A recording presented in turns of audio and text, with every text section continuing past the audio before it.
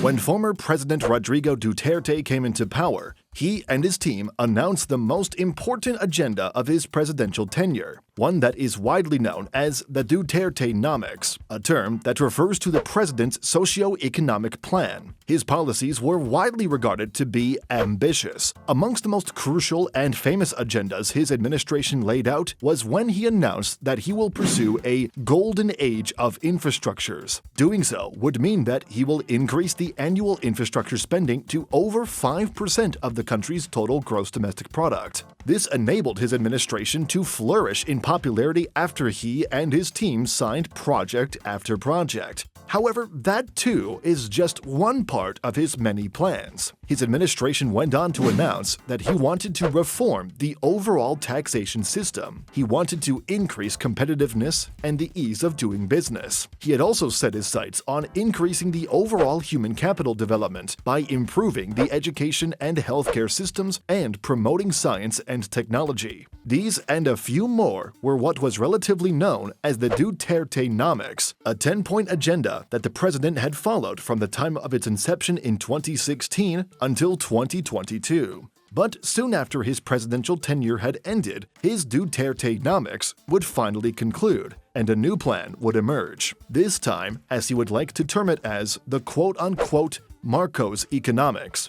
The Philippines' new socio-economic plan will decide the coming 6 years of the Philippines. The new and current president, known as Bongbong Marcos, along with his economic team, has laid out their agendas for the coming 6 years. This 8-point economic agenda was delivered by Finance Secretary Benjamin Diokno, and the first of the 8-point agenda that was laid out is known as the protection of the purchasing power of families by ensuring food security, reducing transport and logistics costs, and reducing energy cost. This point, laid out by Diokno, is very simple to understand. The easiest way to go about this is that they would presumably try to ensure that there is food and energy security in the country in terms of cost. Food security as its goal is raised due to the current ongoing global food shortages that the world is facing. To fix this, however, is a complex challenge. The country will need to either increase its agricultural output or ensure that the country has a stable supply of importation. Further, for them to reduce the cost of the underpinning agenda, the government would either subsidize some industries or construct cheaper forms of energy. So far, however, this seems to be the agenda that the president is chasing after. He has stated that he wants to revolutionize the architecture industry and construct nuclear power and renewable energies.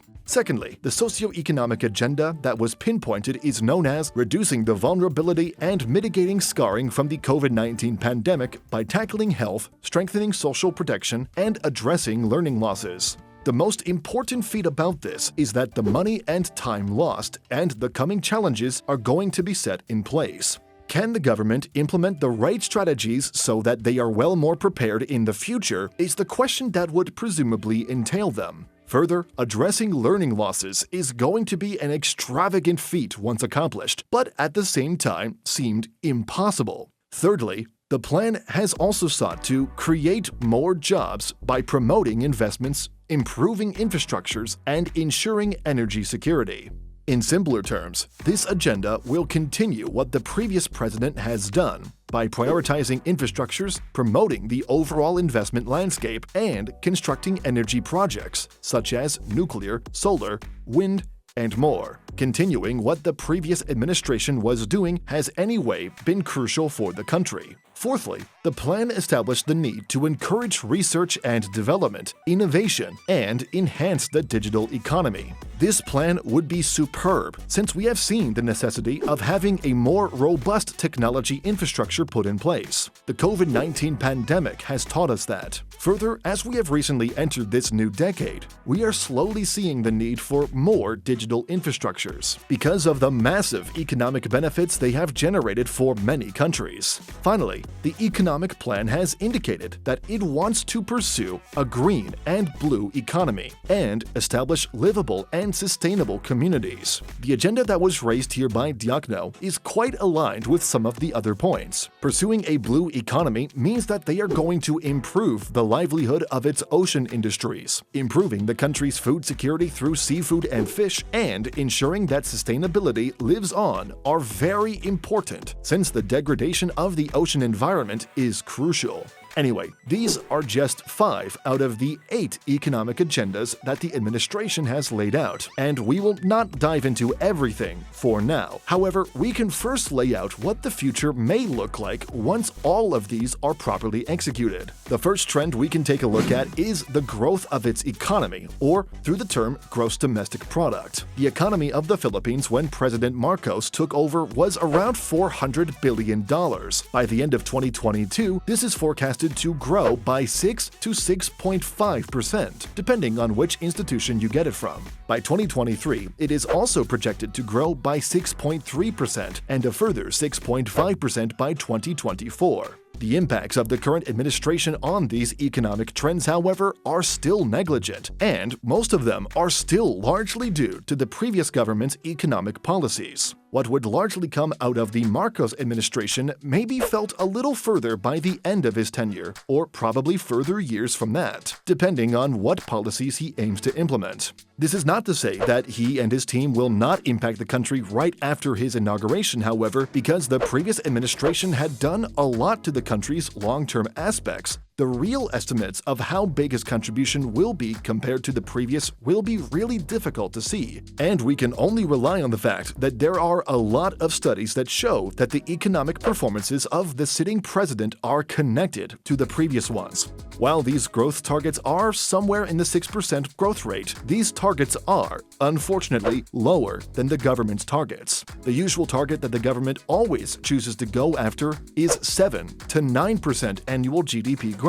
But since the Philippines is still facing numerous challenges, especially with the international crisis that led to this inflation and supply chain bottlenecks, the ability to keep on track to its targets is going to be difficult. Will his policies, however, lead them to reach these 7 to 9% targets? Well, while we cannot say that it will happen, we think that the previous government's infrastructure plan would in many ways enable this. Previous President Duterte has established numerous infrastructures that are expected to finish in Marcos' presidency. Will President Duterte's efforts impact Marcos' economic tenure and help push the economy to higher growth? Well, due to his long-term planning, it is very certain that it will.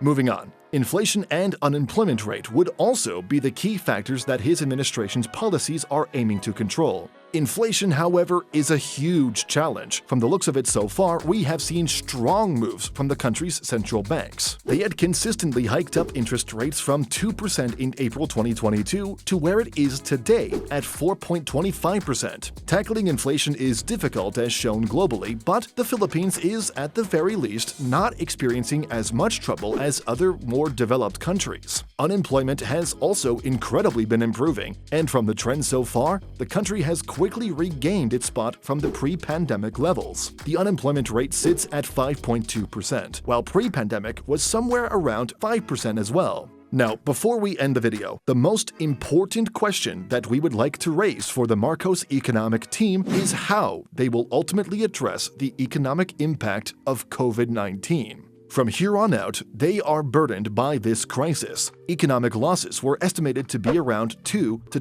2.5 trillion pesos. So will the economic plan that they indicated to migrate the scarring from the COVID-19 pandemic be a revolutionary savior? Well, so far, what we have seen is that the administration has rushed in to quickly open the economy.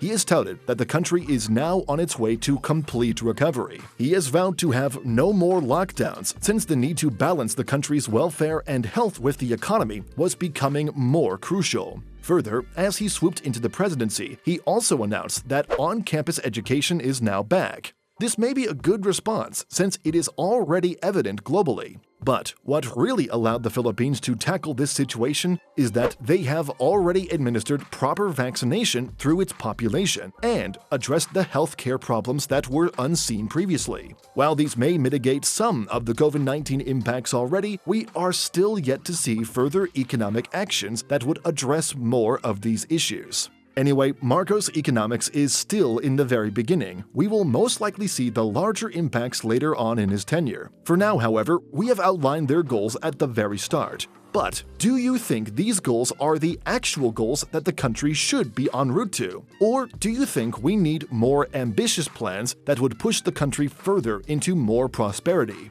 Well, do let us know what you think. Thanks for watching.